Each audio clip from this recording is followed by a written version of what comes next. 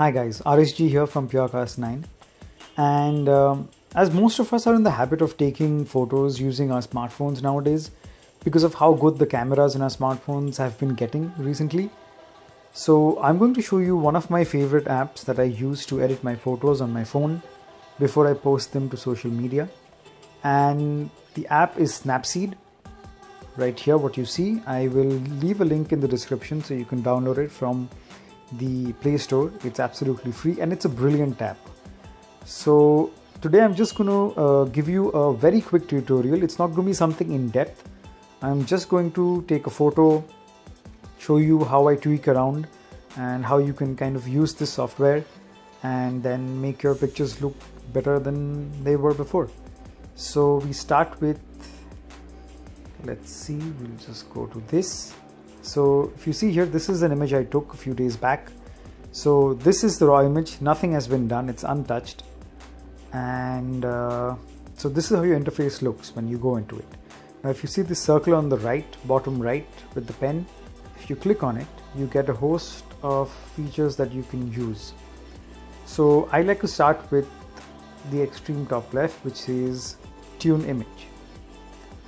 Now if you place your finger on the screen and move it vertically up and down, it gives you these tools.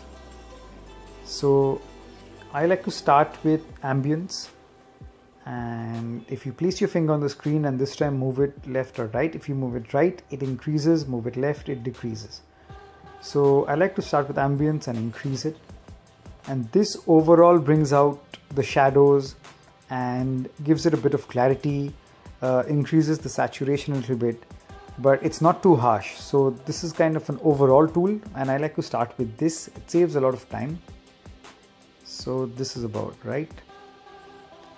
Now you can obviously go back, and now next I go to highlights and it decreases just a little bit so that the burnt out areas show us a little more detail.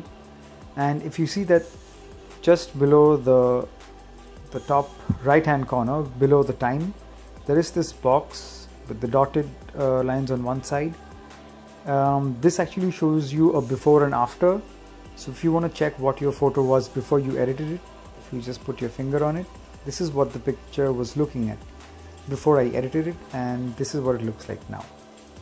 So that's a very nifty tool. As for the warmth, this is actually the temperature of the photo. So move it to the right, makes it warm, move your finger to the left, makes it blue.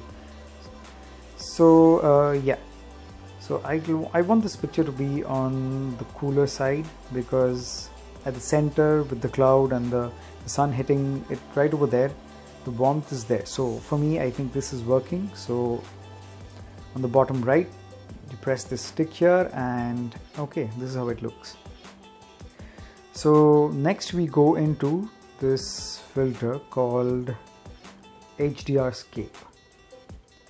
Now you have a number of presets here, from strong, fine, people and nature. Now amongst all of these, people, this filter is the one which is the most balanced and brings out the most detail without being too harsh. If you see nature, I mean it brings out too much of noise, and that's not what we want. But do keep in mind that the image you're seeing right now is a downsampled one. It's just a preview copy.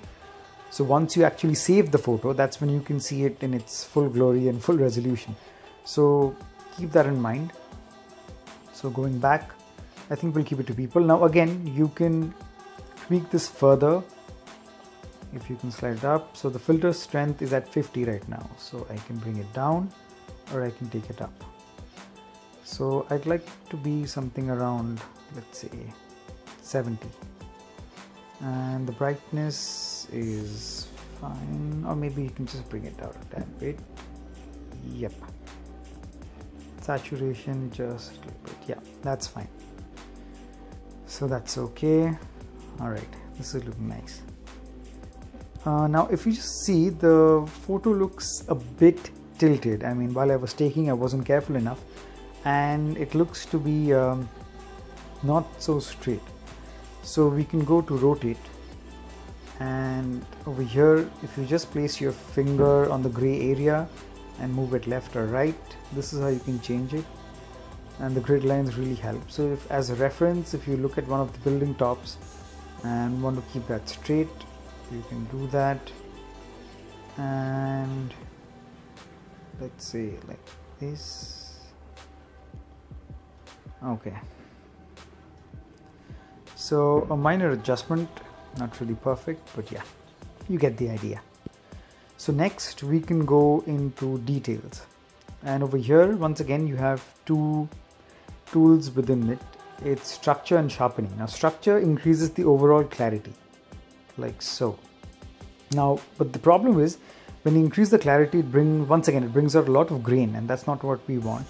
But there is a trick you can do to actually increase your clarity and then bring down the noise as such.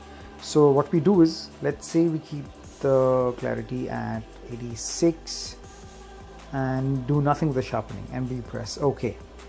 Alright, so then we go back into details again, and this time if you slide it to the left, it kind of brings down the clarity, but because you already increased it before, so it keeps a lot of it already.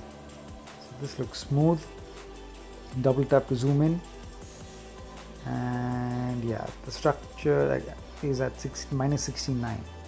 Now this box over here with the blue box inside, you place your finger and drag it around, and that's where you can locate where you are in the image.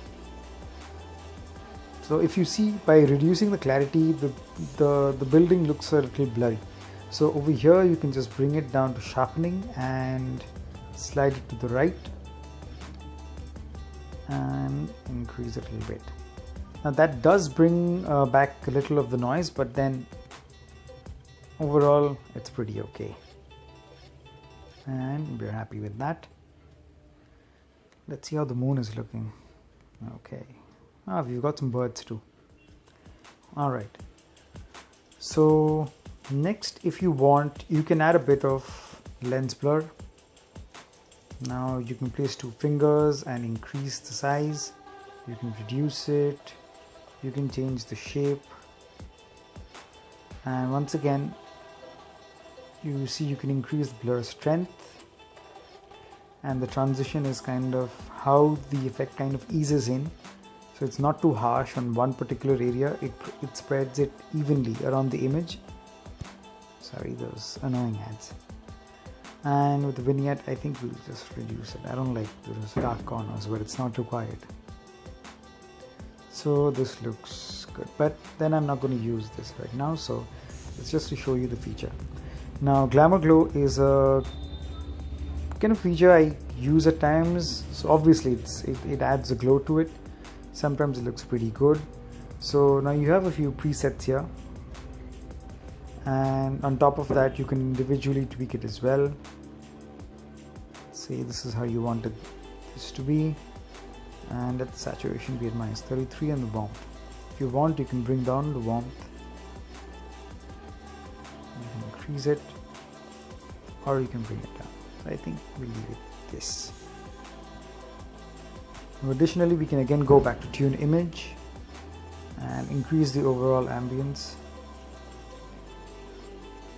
Now again, reducing the ambience also makes the photo like this, and this is sometimes pretty good for a photo. Right now it's making the area underneath looking makes it look really dark, so I'm not going to use that. I think this is okay.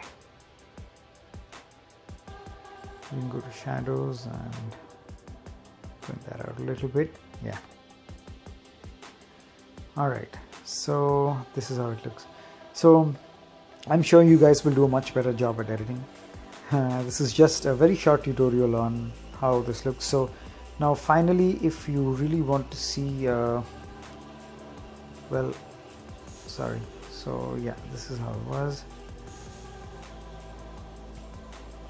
So this is how the image was initially, and this is after editing. So I think it makes a world of difference. Yeah, and then you can just click save. So it applies all the effects you were working on. Almost done. Yep, that's it. So hope you guys enjoyed this video, and you can click on the links below to get yourself this app. It's very good, and I've been using this and I've been very happy with how the photos been turning out.